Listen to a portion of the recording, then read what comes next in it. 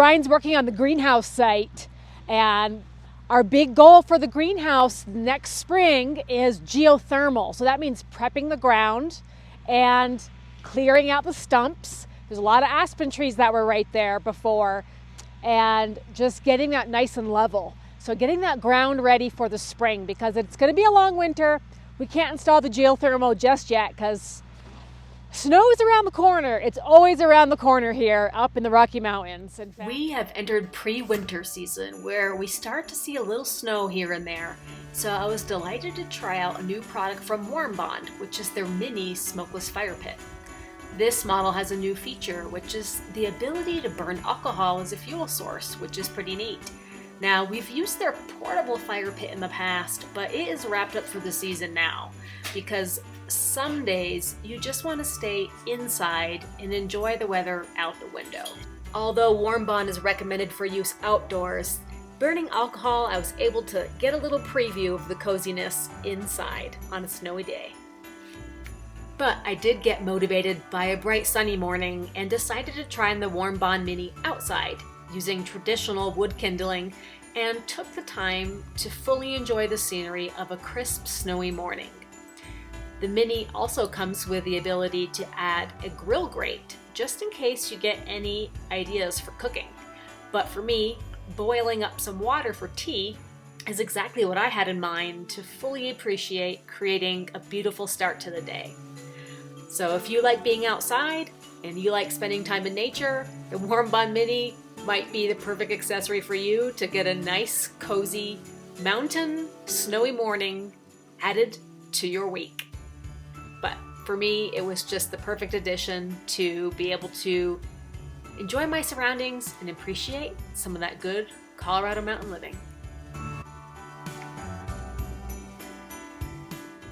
In other news, the cooler temperatures always seem to bring out the local wildlife, and this guy's been hanging around our property for several weeks now. He's a very fluffy fox, and he's driving the dogs crazy. Maybe looking for a handout, but anyway, we're glad to have him around. He sure is cute.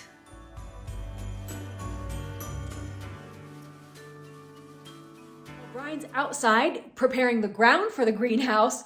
I'm inside thinking about the design of the greenhouse. Now, we have to think about some practical things here. One is, what are we going to even grow? I was making some lists earlier today of some of our favorite vegetables and fruits, the foods that we tend to eat a lot of, or the ones that we just can't get up here, or we can't grow successfully on our own that might really make financial sense to try to grow in the greenhouse. Also looking at the design and the layout of the greenhouse. So it does come with a pond, so we need to think about where we're going to put things like our growing vegetables, our climbing vines, if we plant any trees, if we're doing things in pots, if we're going to be putting them in beds, how's our layout going to look for garden beds? So these are all things that we have to think about. And anyway, I just started sketching out some ideas, and we'll be talking about that as a family before we even get started building the actual project.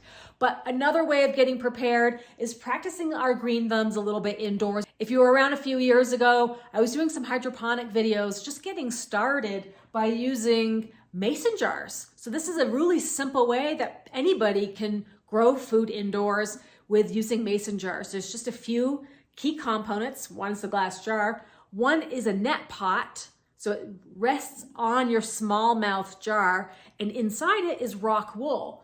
So you can buy the rock wool separate. They have little circles there. That's where you put the seeds. So as you moisten this part, and as the seed sprouts and puts roots down, as soon as it starts putting roots down, then you add your fertilizer to the water. This is the fertilizer that I'm using. It was a 2-pack, very affordable, but it's 1 teaspoon per gallon. A little goes a long way. So when you're doing hydroponics, it's mostly for fruits, vegetables that are herbaceous and not root vegetables. So I'm not going to be growing carrots with this setup. Last time I did it, the most successful was basil, kale, and romaine lettuce. So we'll definitely be doing some greens, maybe some herbs indoors as we get ready for the greenhouse next year.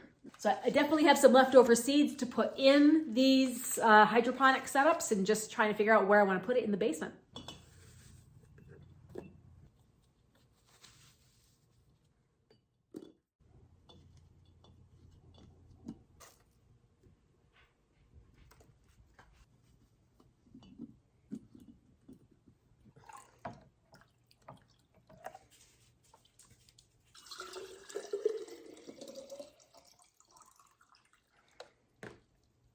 Okay, and that's enough for now because we just want the pots to be sitting in the water until the seeds sprout. Then we're going to want an air gap. And I'll explain that in the next hydroponic video.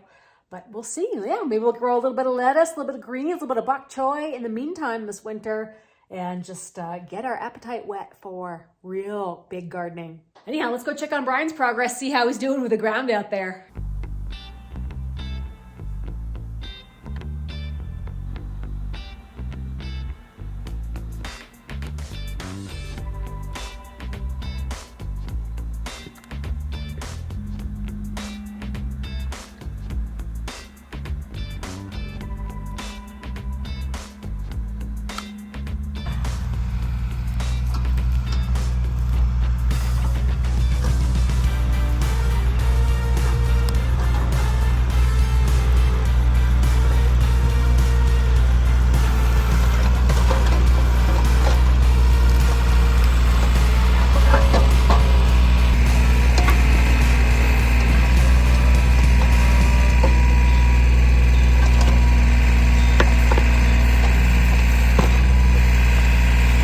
Haven't noticed before, our property has quite a slope to it, and we want to put our greenhouse on the front side of our house. This is where all the sun is, but this is also where the biggest slope is. So behind me you can see Brian digging some dirt. He's trying to level out the area for our future greenhouse. We're looking at getting a dome style greenhouse next spring. We're looking at the domes from Growing Spaces. They're out of Pagosa Springs, Colorado, and well, we're really fortunate to be able to still be digging this late into the season. Usually once fall comes around, we're buried in snow, but we've had a really mild fall this year, and Brian's taking advantage by pulling out the tractor, the backhoe, and getting some of that digging done ahead of time, because the more we can get done now, the more we'll be able to get a head start on our project next year. If we have to wait until the ground thaws, that kind of pushes us back a little bit.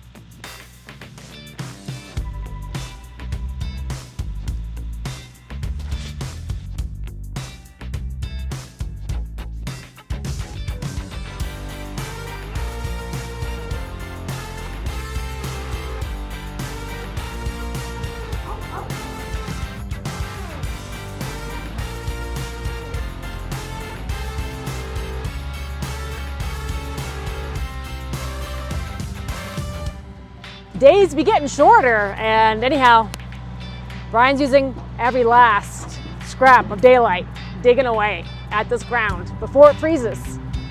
Looks like there's a whole lot more rocks and a whole lot more stumps and roots.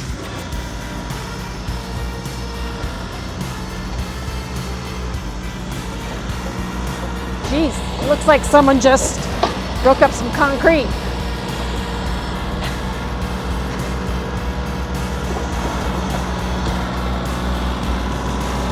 About quitting time. Is it quitting time? Yeah, daylight's getting dim. Yeah, my hands are getting cold too. So what have you discovered? Brian's been working all day digging since we actually having this mild weather and the ground's not frozen, taking advantage of prepping for the greenhouse. Pushed a ton of topsoil down that way, so we're not, and so I could dig the roots out and what aspen trees growing up into our greenhouse in the future. Taking care, because we cleared out a bunch of trees. Brian cut a bunch of trees down, but clearing those roots out was really important so they don't grow back. Yeah, there's roots that big around. They're like 8 inches under the topsoil, just scooting the surface. So, What else did you discover? lots of rocks. So the idea about using the tractor to dig the geothermal? We'll see. We'll see. Okay, still undetermined. Okay. Undetermined, yeah. Got a lot of digging left, but I got a lot done. Yeah. Maybe a quarter. A quarter of what needs to be done.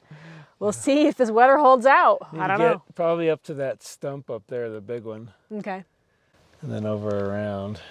And all that pushed down, so should be good. Getting a lot of big chunky stuff though.